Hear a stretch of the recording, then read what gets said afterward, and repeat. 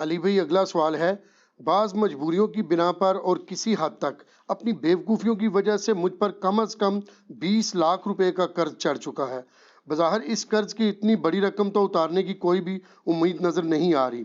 Please مجھے کوئی ایسا وظیفہ بتا دیں کہ میرا قرض اتر سکے، میں آپ کا بہت ہی مشکور ہوں گا، جزاکم اللہ خیر۔ جزاک اللہ خیرہ۔ دیکھیں میرے بھائیو، وظائف کی اہمیت اپنی جگہ ہے، لیکن اللہ تعالیٰ نے دنیا کو اسباب کے ساتھ جوڑا ہوا ہے۔ یہ نہیں ہے کہ آپ غلط حرکتیں کریں اور پھر وظائف ڈھونڈتے پھریں۔ آپ اپنی زندگی کا خود احتساب کریں کہ آپ معاملات کو کس طرف لے کے جا رہے ہیں، کیوں آپ نے اپنے اوپر اتنا زیادہ قرضہ چڑھا لیا ہے۔ ہم اپنے لیونگ سٹینڈرڈ کے اوپر بھی کمپرومائز کرنے کے لیے تیار نہیں ہوتے ہیں۔ آپ اکثر لوگوں کو دیکھیں گے کہ وہ چاہے قرض اٹھانا پڑے، وہ اپنی کسی شادی کی سرمنی کو، کسی رشتہ دار کی شادی کی سرمنی کو میٹ کرنے کے لیے اتنا خرچہ کرتے ہیں جو کہ امیر لوگ بھی نہیں کر رہے ہوتے، اور ادھار اٹھا کے لوگوں کے پیسے کے اوپر کر رہے ہوتے ہیں۔ اور پاکستان میں تو معذرت کے ساتھ میں نے دیکھا ہے کہ ادھار اٹھانے کے بعد اس چیز کی امید کم ہی ہوتی ہے کہ وہ واپس کرے گا۔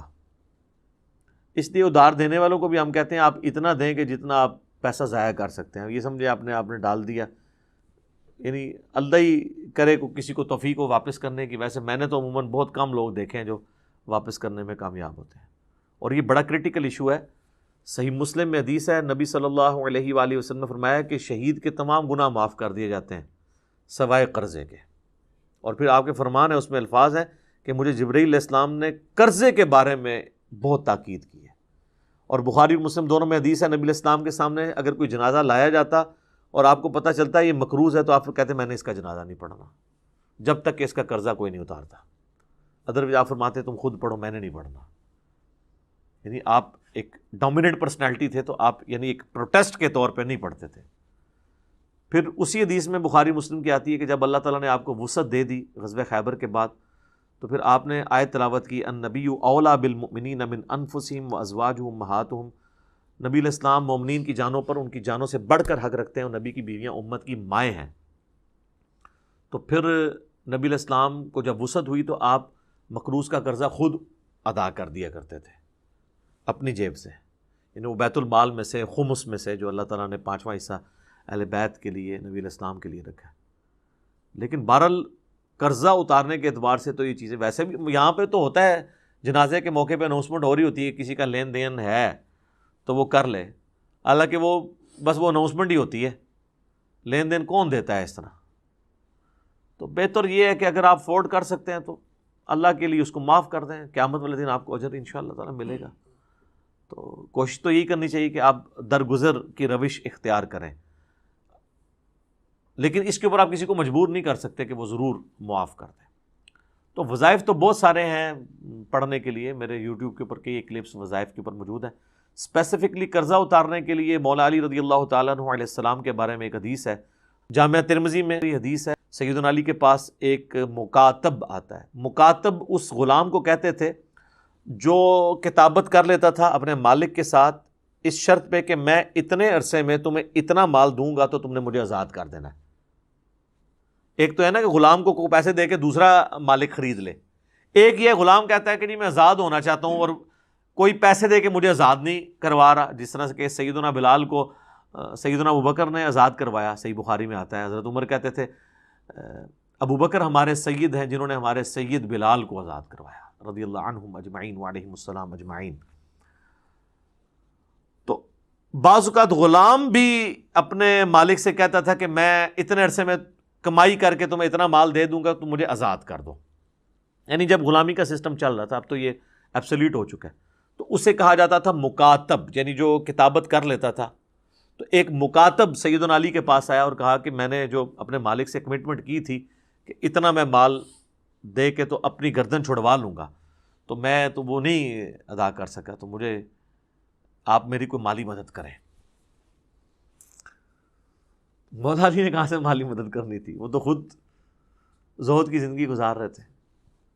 تو انہوں نے کہا کہ میں تمہیں ایک دعا ایسی سکھا دیتا ہوں جو نبی علیہ السلام نے مجھے سکھائی تھی، اگر تیرا پہاڑوں کے برابر بھی قرضہ ہوا نا تو اللہ تعالیٰ تیرے لیے کوئی سبیل بنا دے گا۔ تو وہ دعا پھر انہوں نے سکھائی۔ اللہم اکفنی بحلالک عن حرامک، اے اللہ تو میرے لیے کفایت کر جا حلال کے مال کے ذریعے سے حرام سے مجھے بچاتے ہوئے، وَأَغْنِنِي بِفَضْلِكَ عَمَّنْ سِوَاكَ، اور تو مجھے غنی کر دے اپنے فضل سے اور اپنے سوا ہر ایک سے مجھے یعنی غنی کر دے، اپنا ہی محتاج مجھے رکھ۔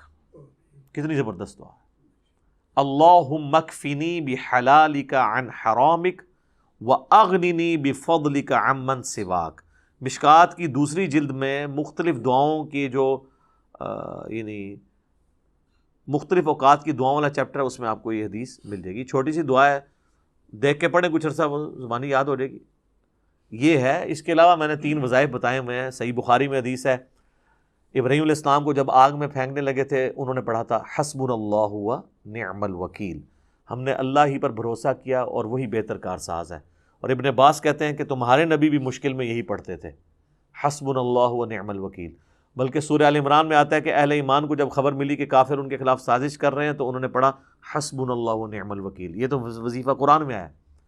دوسرا وظیفہ ہے جامعہ ترمذی میں، اس کی روایت کمزور ہے، سنن نسائی الکبریٰ کے اندر اور المستدرک الحاکم میں، کہ نبی علیہ السلام ہر مشکل ہر پریشانی میں کہتے تھے یا حی یا قیوم برحمتک استغیث، اے خود سے زندہ ہر چیز کو تھامنے والے، میں تیری رحمت کے ساتھ تیری مدد کا سوال کرتا ہوں۔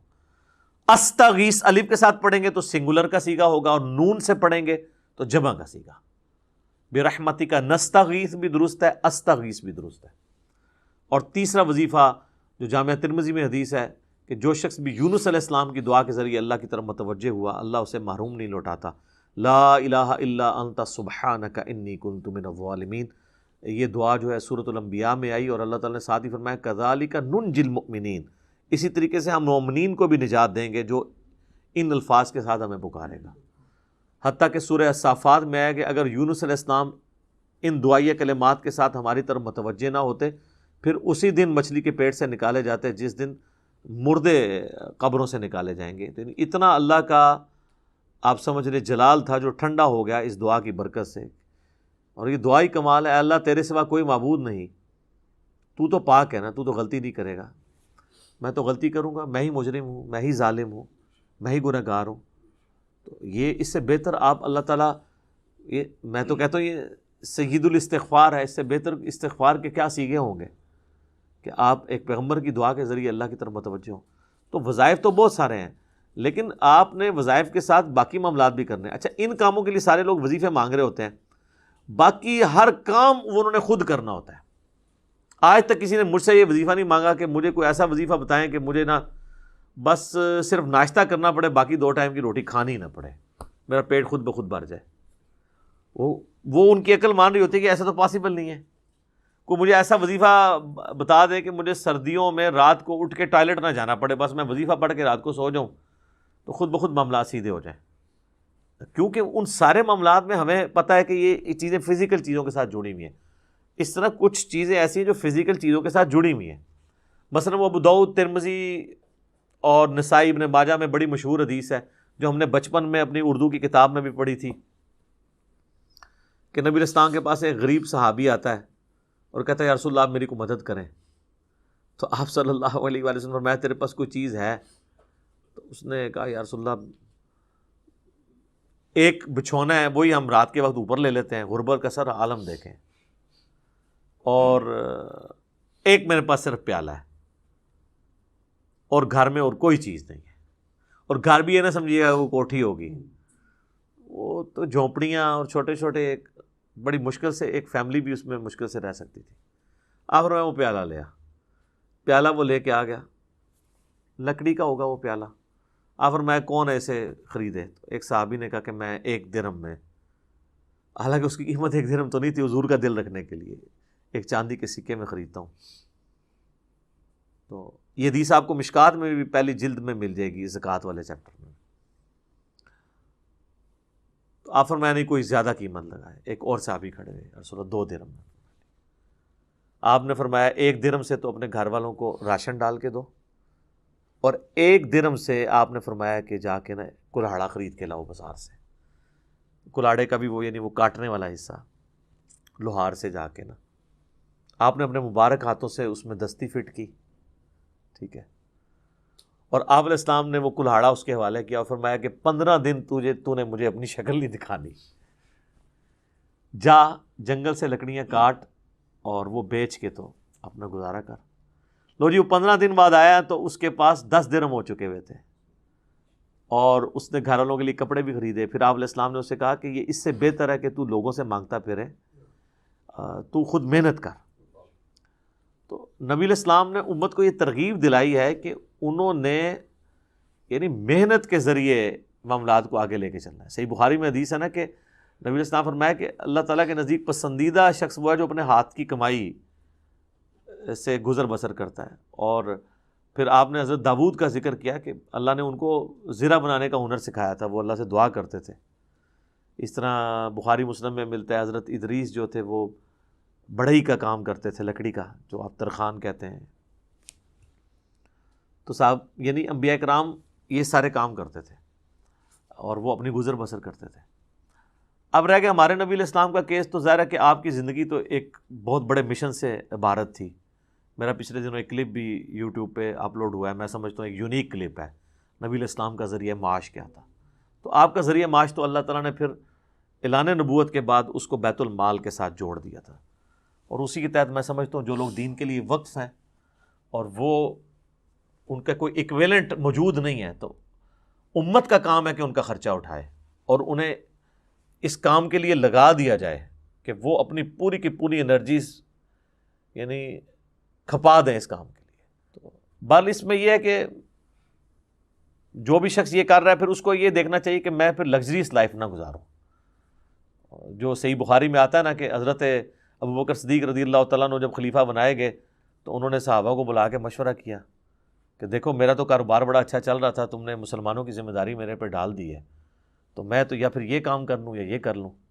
تو پھر صحابہ نے مشورہ کر کے ان کے لیے ایک تنخواہ مقرر کی، اور وہ بھی سبسسٹنس لیول پہ جو ایک مہاجر کو وظیفہ مل رہا تھا۔ بہرحال یہ انسان کو اگر اپنی آخرت کی فکر ہو تو پھر انسان اپنے معاملات کو صحیح طریقے سے لے کے چلتا ہے، ورنہ تو پھر لوگ قرضہ اٹھاتے اس لیے ہیں کہ واپس ہی نہ کریں۔ ہاں تو یہی ہوتا ہے، تو یہی تو وہ کہہ رہا ہے نا جی 20 لاکھ قرضہ چڑھ گیا۔ ہم تو ایسے لوگوں کو بھی جانتے ہیں جو کہتے ہیں، جن سے ہم پوچھتے ہیں تو وہ کہتے ہیں 1 کروڑ قرضہ چڑھا ہوا ہے۔ 1 کروڑ قرضہ اگر چڑھایا ہوا ہے تو ان سے پوچھو یار 1 کروڑ، ویسے تو میں کہتا ہوں ایسے بندے کو تو وہ یعنی پرائڈ آف پرفارمنس دینا چاہیے کہ جس نے 1 کروڑ پہ اکٹھا کر لیے لوگوں سے، ٹھیک ہے۔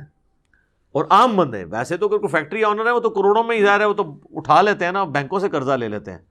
اگر عام لوگ یعنی ان کے قرضے کروڑوں میں پہنچے ہوئے ہیں تو مطلب مجھے تو ان کے اوپر آتا ہے کہ انہیں تو پہلے ان کو تمغہ دینا چاہیے کہ یار کمال ہے کہ انہوں نے جناب لوگوں کی جیبیں ڈھیلی کروا لی ہیں۔